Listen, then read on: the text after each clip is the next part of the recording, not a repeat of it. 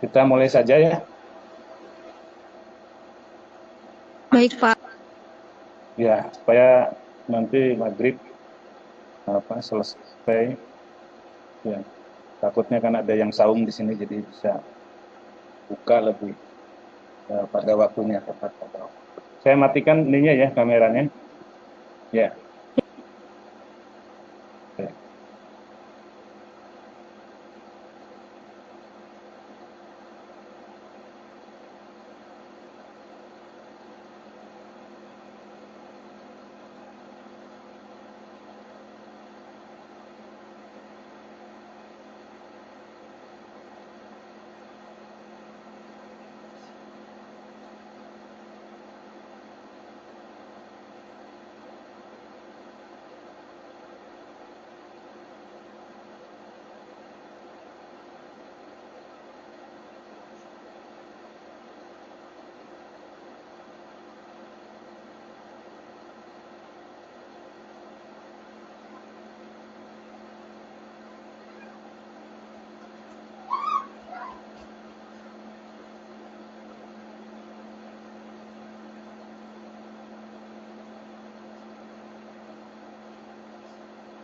Bisa terlihat?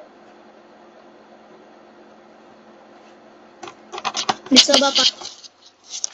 Kita mulai ya dengan materi baru, yaitu urea atau bagaimana proses eh, pembuatan urea ya, atau pabrik urea. Nah, urea ya secara umum itu sebagai produk dengan bahan dasar atau bahan baku dari minyak bumi. Ya, kemudian minyak bumi diperoleh kemarin itu hidrogennya diambil, kemudian CO-nya juga diambil, ya, tambahkan dengan nitrogen dari udara menjadi amoniak. Nah, amoniaknya ini adalah bahan dasar dari urea. Ya. Nah, urea itu apa? Ya, ya pupuk ya. Bahan dasarnya senyawa amida dari eh, eh, merupakan asam karbonat, bentuknya kristal seperti kristal putih ya. Jadi Anda kalau beli pupuk urea bentuknya kristal putih, dan itu punya sifat ya mudah mencair atau menguap. Nah, apalagi kalau dipegang itu urea ini akan panas di tangan. Nah, kita mengenalnya dengan urea. Kalau di Eropa itu yang disebut dengan karbamid. Nah, nama lain adalah karbamid resin, isourea, karbonil diamida, dan karbonil diamin.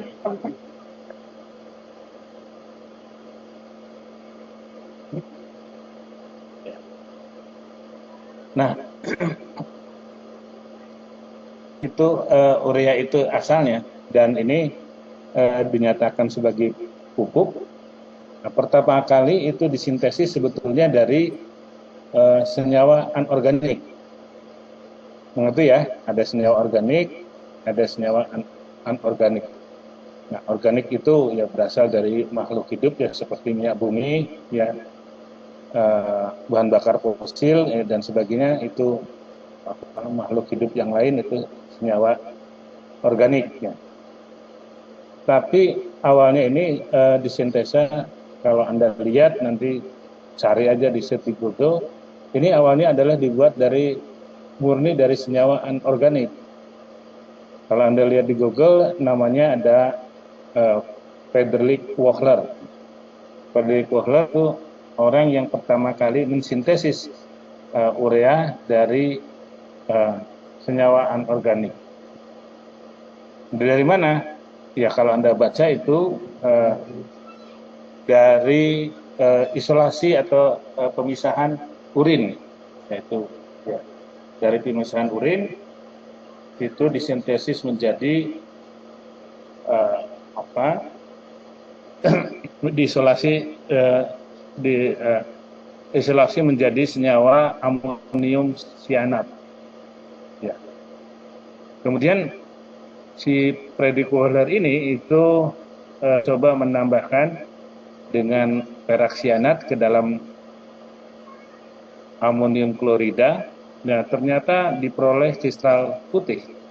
Nah, kristal putih ini identik sekali dengan urea yang diperoleh dari urin. Kira-kira begitu itu sejarah awal.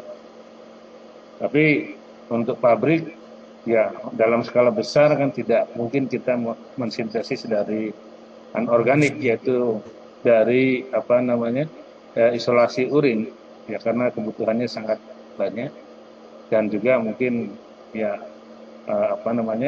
kecukupan bahan bakunya menjadi tidak terpenuhi untuk membuat urea dalam skala besar. Nah ini kalau Anda lihat ini, mudah-mudahan sudah pernah lihat ya, itu urea itu adalah bentuknya adalah begitu.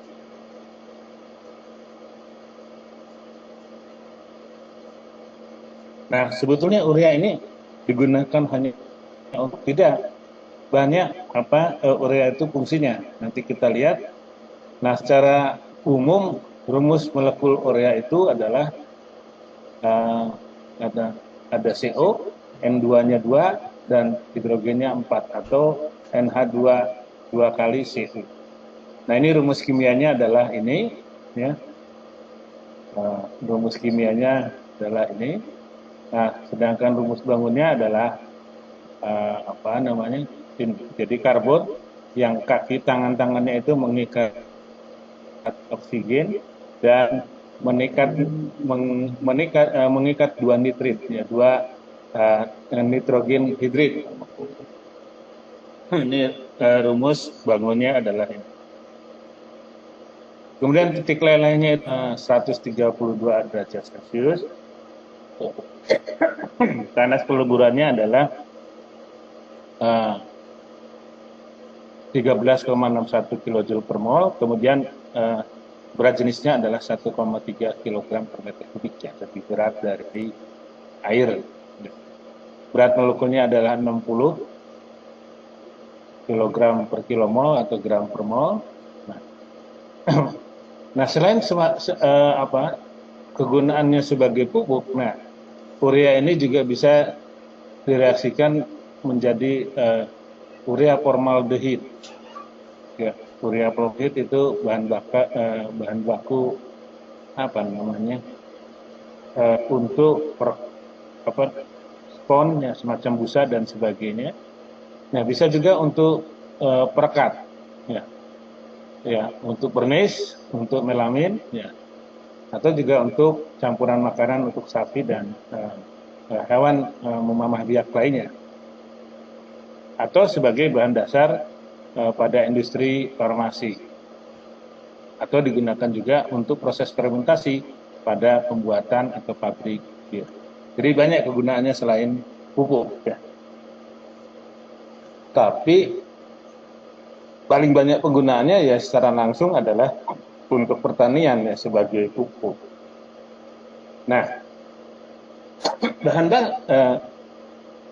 apa bahan bakunya pembuatan urea ini? Yang pertama adalah amonia. Karena itu kuliah kemarin didahului dari gas alam, kemudian dan CO2. CO2 ini juga kan kemarin disintesis dari bahan baku hidrokarbon minyak bumi atau gas bumi, gas alam. Jadi kedua ini dilanjutkan, produksi amoniak menjadi dari produksi amoniak bahan baku CO dan NH3-nya digunakan untuk pembuatan pupuk urea. Nah, prosesnya ada 3 tahapan unit, ya, yaitu unit sintesa, kemudian dekomposisi, purifikasi, dan unit kristalisasi pembutiran, ya, dan pengolahan kondensat dari proses. Ya, tentunya ada yang karena tidak bereaksi seluruhnya amoniak dan CO, ada proses daur ulang recovery untuk ke sini lagi, dikomposisi ke situ.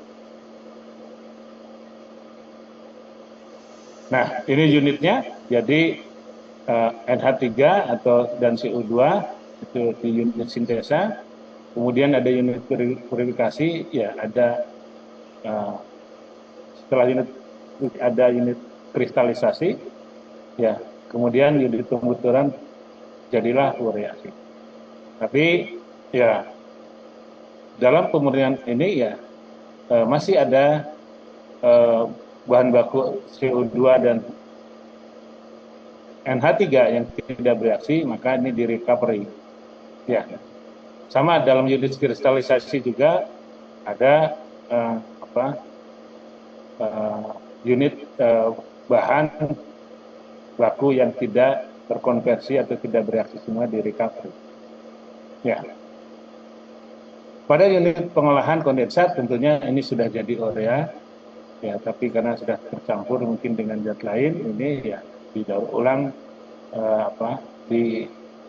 pada unit purifikasi. Ya, itu. Nah, setelah pembutiran ya jadilah urea yang bentuknya tadi berbentuk butiran. Nah, pada unit sintesa bagian ini terjadi reaksi CO2 dan NH3 dalam bentuk cair. Tentunya ini dalam CO2 dalam bentuk gas. Nah, reaksi yang terjadi sebetulnya reaksi kesetimbangan, ya. Bagaimana supaya namanya kesetimbangan kan bisa bolak-balik, supaya bisa mengarahkan semua membentuk jadi urea. Ya, tekniknya ya salah satunya dengan pengendalian operasional yang biasa dilakukan adalah yang mengendalikan tekanan dan temperatur. Nah, ada dua tahapan sebetulnya secara bersamaan, yaitu pembentukan amonium karbamat menjadi CO2 dengan itu menjadi karbamat dulu. Nah, kemudian karbamat ini didehidrasi, ya, penguraian, dilepaskan airnya supaya menjadi urea. Dengan kata lain, ini dua persamaan ini, ya CO plus nah, setelah airnya dikurangi, ya, atau didehidrasi, jadilah yang namanya urea. Nah, dengan demikian dua reaksi yang serempak ini, ya, setelah keseluruhan bisa ditulis merupakan reaksi keseimbangan amonia dan CO2 yang menjadi urea, ya, setelah airnya dikurangi dengan nilai kalor sebesar 31,18 kilokalori per. Nah, ini jadi reaksinya kesetimbangan. Nah, ini jadi sebelum menjadi urea ini, ya, dia terbentuk dulu menjadi amonium karbamat. Dan ini reaksinya adalah serempak, jadi sama. Nah, permasalahannya ya bagaimana reaksi ini supaya bisa, ya, kalau ini melihat reaksi keseluruhan ini supaya bisa menggeser ke sana, karena ini bolak-balik. Artinya kalau ini terlalu banyak atau tekanan ditinggikan, nanti bisa balik lagi menjadi CO2, ya. Nah, itu kira-kira teknik untuk melakukan proses sintesis urea dari CO2 dan NH3. Nah, CO2, NH3-nya tadi diperoleh dari pabrik amonia yang kemarin kita bahas. Tekanan operasinya adalah 175 kg per cm persegi, gauge, ya, artinya tidak dipengaruhi udara luar. Nah, hasil sintesa urea ini dikirim nanti ke unit purifikasi. Nah, dipisahkan amonium karbamatnya, dan kelebihan amoniaknya itu dilakukan stripping untuk CO2-nya dilepaskan lagi, kelebihan CO2, kelebihan amonianya dilakukan stripping dengan CO2. Jadi di sini sebetulnya masih sebagai amonium karbonat, kalau dipurifikasi masih ada unsur NH3-nya.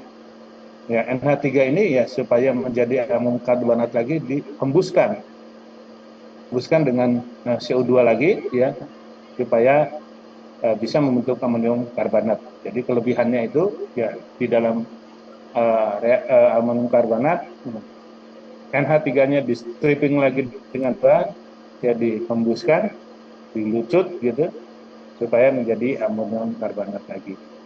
Nah, ini adalah contoh operasi untuk pembuatan amonium karbonat.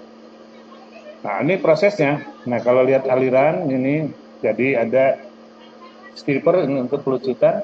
Nah, ini NH3 dengan CO2. Ya, CO2 ini bentuknya aliran gas ya, atau udara ya, aliran gas juga ya. Nah, di sini kelebihannya itu nanti di stripper ini nanti dikembalikan untuk menjadi amonium karbonat. Ya, kemudian ini nanti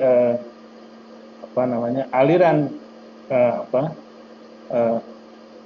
larutan urea yang masih ada amoniaknya diresulflasi untuk dimasukkan ke dalam reaktor kembali.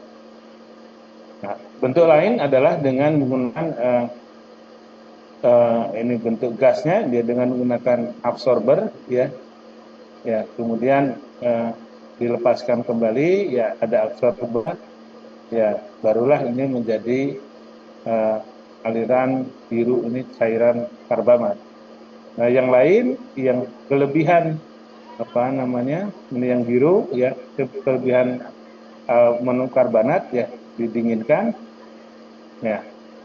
didinginkan, kemudian masuk kembali ke yang kelebihannya itu dimasukkan kembali ke dalam reaktor. Nah, kelebihan amoniak ini di stripper ya, di stripper itu dihembuskan dengan CO2 lagi ya, dengan CO2. Nah, ini kemudian menjadi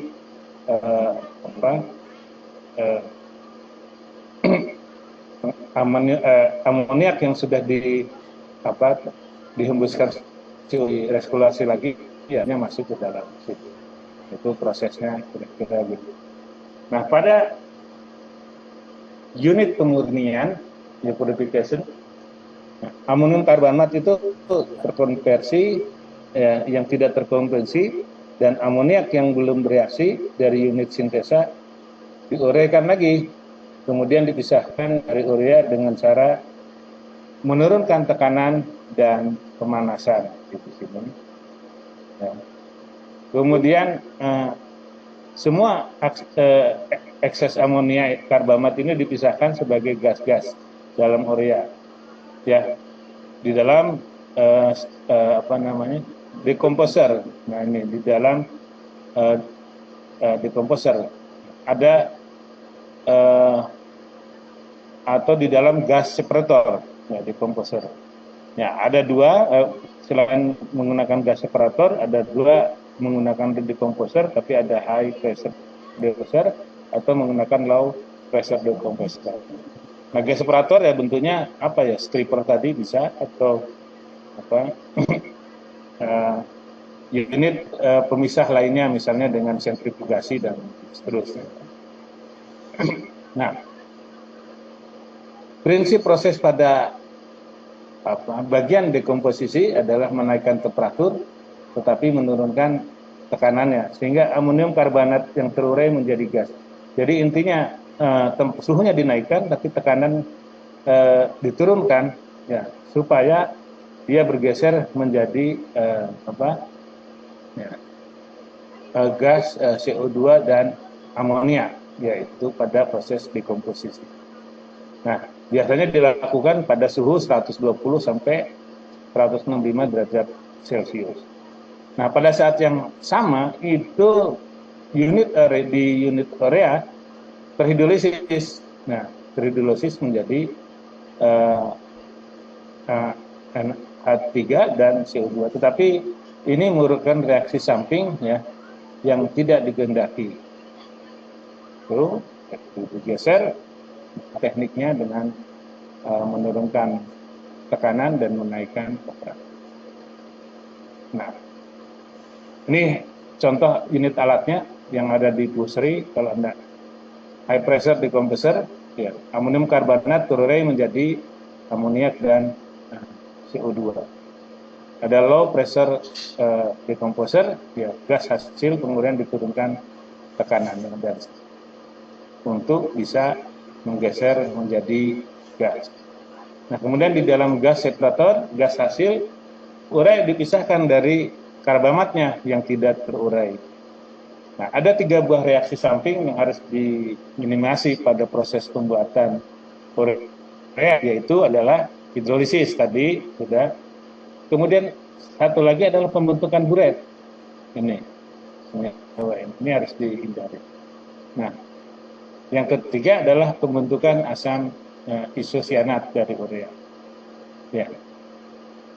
Nah, kenapa ini bisa terjadi reaksi samping? Ya, karena waktu tinggal yang lama dalam reaktor atau suhu yang terlalu tinggi. Jadi kompleksnya. Kalau lihat dari reaksi kan tadi mudah saja ada 2 reaksi yang berlangsung serempak. Secara umum yang menghidrasi H2O. Tapi kalau pengoperasiannya kurang cocok, kurang tepat, akan menimbulkan reaksi samping berupa hidrolisis, pembentukan buret dan asam isosianat dari urea. Nah, buret itu tidak diinginkan karena ya itu tadi ini bisa di rumus bangunnya bisa merusak daun karena buret yang ada di dalam urea. Kalau urea digunakan sebagai pupuk. Nah, kemudian pada unit kristalisasi, larutan urea dari unit pemurnian dikristalkan dengan cara dipakum. Nah, kemudian kristal ureanya itu dipisahkan jadi cara diputar di sentrifuge ya.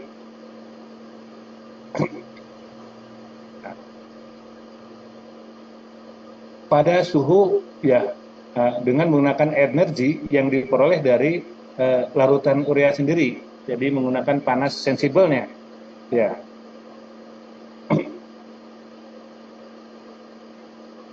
Atau pemanasannya itu selain menggunakan panas sensibel dari larutan urea sendiri, juga digunakan bisa diambil dari unit sirkulasi urea slurry ke high pressure absorber dari recovery. Jadi panasnya dari unit ini digunakan untuk unit kristalisasi di centrifuge, di alat sentrifuge. Jadi intinya energinya menggunakan panas sensibelnya sendiri dan tambahan dari energi yang diambil dari unit urea slurry dan ke HP absorber. Nah, ini contoh proses circulation pump-nya ini ya, bentuk slurry-nya adalah demikian sehingga kristal bubur kristalnya itu bisa terpisah dari larutan urea. Nah, ini sentrifuge ya. Sentrifuge kalau skala kecil saya kira artinya diputar saja, tapi selain diputar juga ditambahkan panas. Nah, panasnya panas sensibel dari larutan urea sendiri, ya, sehingga bisa terbentuk kristal. Nah, setelah di kristal, kristal urea itu dikeringkan sampai hampir 100% beratnya, ya, dengan cara mengembuskan udara panas. Ya. Kemudian kalau sudah berbentuk kristal, itu dikirim ke tower predding, jadi dibuat butiran. Jadi menggunakan distributor, ya dijatuhkan ke bawah, didinginkan dengan udara dari bawah, dan kemudian bisa menghasilkan butiran atau urea prill. Nah, tentunya setelah ini ureanya di storage dengan menggunakan bell conveyor. Conveyor karena sudah berbentuk prill, ya, butiran urea. Nah, baru dari unit storage ini, ya baru kita urea tersebut di handling atau diwadahi, ya, untuk didistribusikan di dalam unit pengantongan, unit storage. Ya, ada beberapa cara pengantongannya, ada sistem back handling system, ya, atau kalau urea rendah, dan ada berbentuk pengantongan urea. Ini biasa yang dilakukan bagging system. Jadi tergantung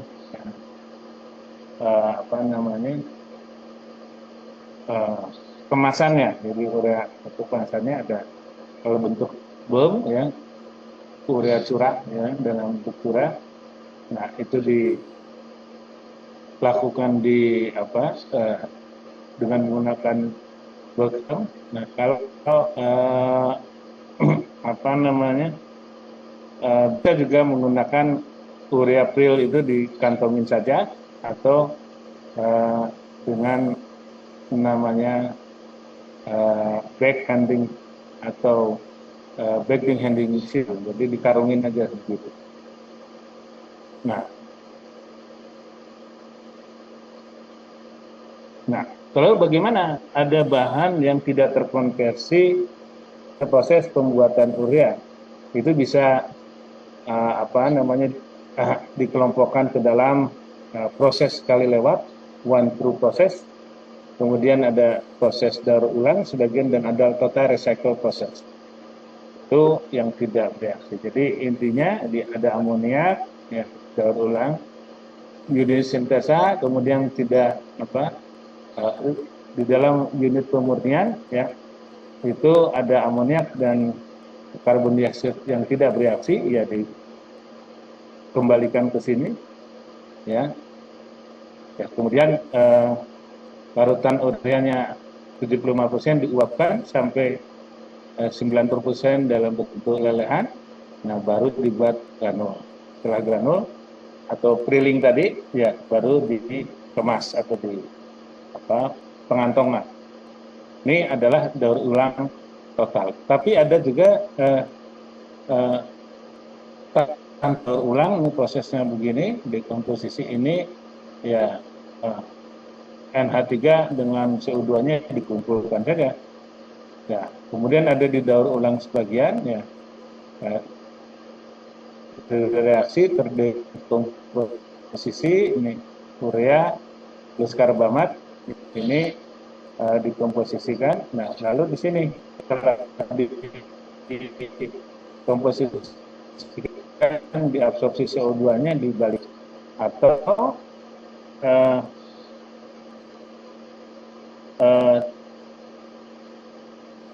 sebagian CO2-nya, ya, direaksikan kembali ke sini. Jadi ada daur ulang sebagian, kalau ini adalah total, CO2-nya dikembalikan lagi, tanpa, kalau yang tadi adalah dimasukkan lagi, ini sebagian, tapi sebagian CO2-nya terbuang. Begitu. Ini proses pembuatan urea. Nah, lalu apakah menghasilkan limbah dalam pembuatan proses urea ini? Ya ada, ya, limbah gas amonia dari pabrik, ya, berupa debu urea serta amonia dari bagian proses pembuatan urea, itu tentunya ada sebagai limbah. Kemudian juga dalam bentuk uap atau gas, itu dapat dikurangi dengan cara absorpsi konvensional.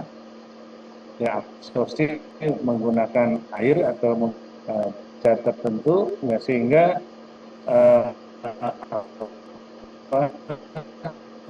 limbah gas yang ya setelah diabsorpsi diambil lagi gas amoniaknya, nah, tetapi tetap tidak bisa bukan tidak bisa, sampai saat ini ada amonia yang lepas ke lingkungan. Nah, ada yang disyaratkan dalam 1 ton urea yang diproduksi diharapkan amun tidak lebih 0,2 kg. Nah, limbah yang lain adalah berupa adalah dengan hampir sama dengan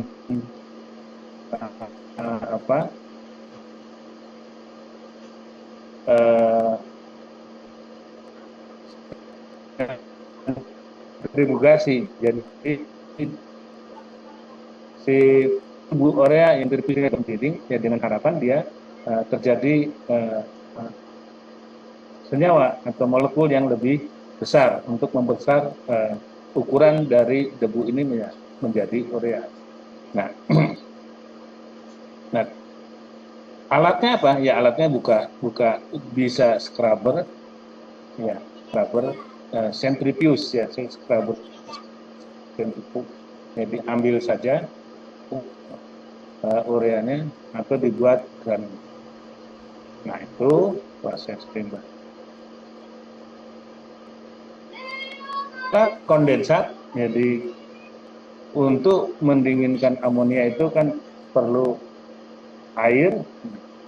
Airnya itu mengandung ini dalam kondensat 3 sampai dengan 8 berat amonia, ya, atau hampir 2% berat urea. Ini juga perlu ditangani kalau tidak bisa dibuang begitu saja ke lingkungan.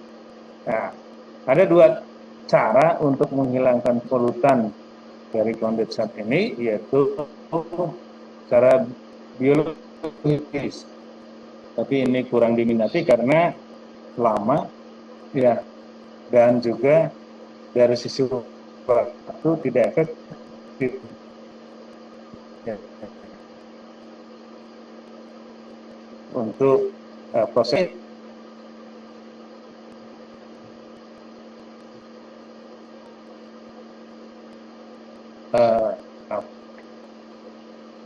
amonianya diambil dan dengan ditembuskan kukus ya supaya amonianya itu tidak berada di dalam kondensat. Jadi disemutnya terbawa ke dalam uap panas. Dengan demikian tidak kondensat air itu tidak ada lagi amonia. Nah itu strategi untuk menghilangkan limbah cair, ya. Banyak yang dikenal dengan sistemnya. Nah, kapan kita punya pabrik pupuk? Itu sejak tahun 59 ini didirikan pabrik pupuk urea pertama yang di Indonesia dengan kapasitas 180 ton, kemudian ditingkatkan sampai dengan 300 ton. Ini pupuk urea pertama itu rugi, ini pupuk ya tidak menghasilkan, tetapi zaman dulu Pak Harto ya, presidennya itu ya pokoknya tidak untung juga tidak apa-apa, asal buat pabrik pupuk sendiri supaya bisa Indonesia swasembada pangan, ya swasembada pangan yang pupuknya masyarakat atau rakyat bisa beli murah. Nah, kemudian Pak tadi tidak efisien lagi, alatnya sudah lalu biaya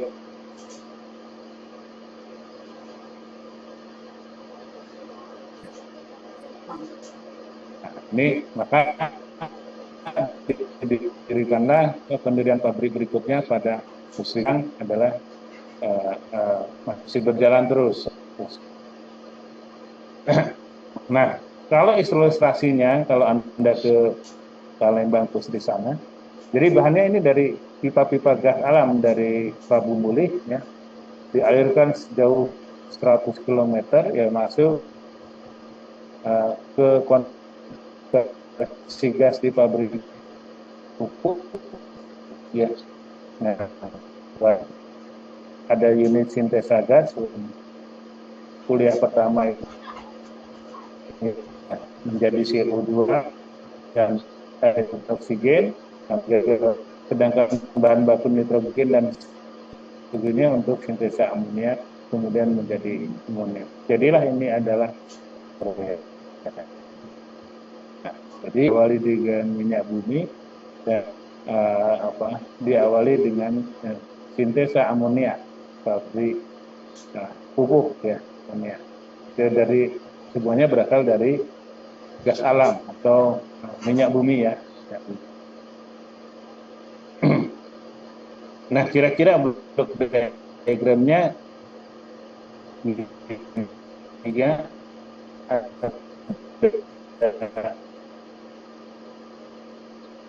CO2, amonia, unit sintesa, kemudian unit pemurnian, ya tentunya ada sini purifikasi ke kristalizer, ya, jadi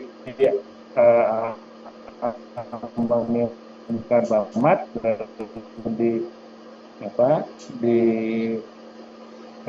dilakukan proses treatment, ya, ini ada sebagian ini menjadi urea atau urea peling, nah, tapi nah ini untuk belum dibuang ke lingkungan. Nah, ini sejarahnya. Jadi di Prabu Mulih Pertamina, jadi gas alam 14 in ke PT Pupuk Sriwijaya Palembang, ya. Nah, kenapa demikian, ya, sejarahnya karena gas alam itu di masa lalu itu tidak diusahakan orang dan dia biarkan habis terbakar, ya.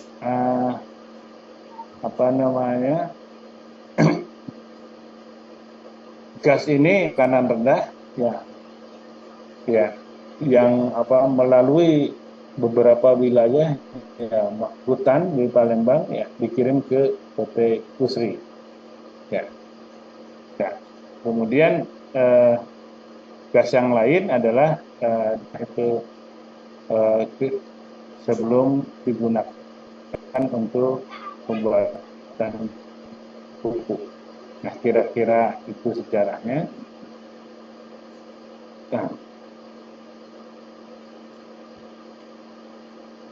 Nah, ini adalah tadi sudah dijelaskan rentetan, ya, sampai pembutiran, ya, kira-kira butirnya itu sampai 3 mm. Nah, ukuran kecil ini, ya, untuk mempermudah sebagai pupuk, dan itu satu karungnya yang ada dari Pusi itu adalah 50 kilogram.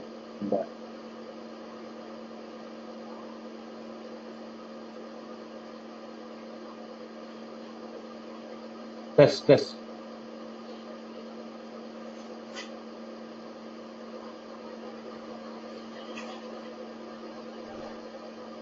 Tes.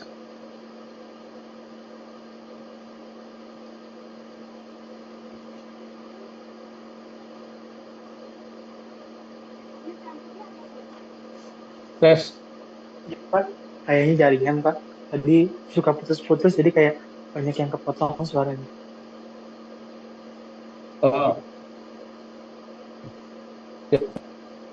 Nah, oke, itu tentang, masih terdengar? Masih, Pak, masih. Ya. Baik, saya kira kuliahnya demikian. Nah, inilah kelemahannya kalau kuliah online. Jaringan. Baik, ya. Masih terdengar, ya? Iya, masih, Baik, Pak. Masih, Pak. Masih. Ya, ya. Baik, ya. Kalau sudah selesai aja ini. Assalamualaikum warahmatullahi wabarakatuh. Ini nggak kelihatan sinyal suaranya. Waalaikumsalam. Ya, Pak. Waalaikumsalam Waalaikumsalam warahmatullahi wabarakatuh. Kasih, Pak. Kasih Pak. Ya, sama-sama.